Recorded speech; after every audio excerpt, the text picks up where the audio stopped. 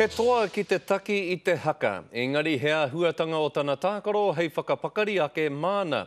Ko piri wepu te kairau matua I te kapa o pango I te rā horoi nei. Ahakoa ngā painga ōna I taua tākaro, he kōrero atu anō tā te kaiako. He tākaro mo te hemo tonu atu.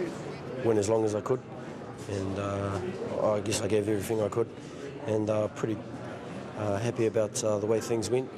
And Wepu decides to go blindside and off he goes back on the... Nāna te mahi kairau mā te tākaro ki ngā warapi.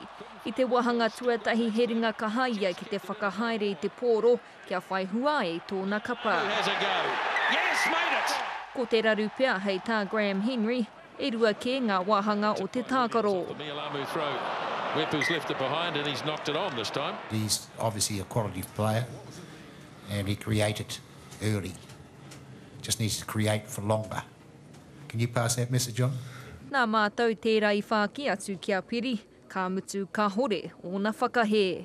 Yeah, I guess I did sort of fizzle out, so I was happy to be subbed.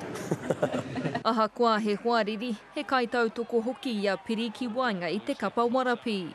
He's, in my opinion, probably the best halfback they have in their group, and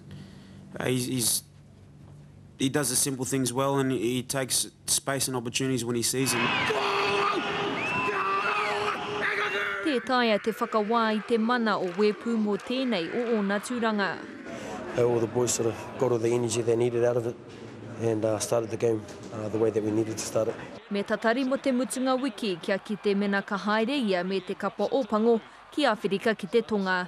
Irana Smith, Te Karere.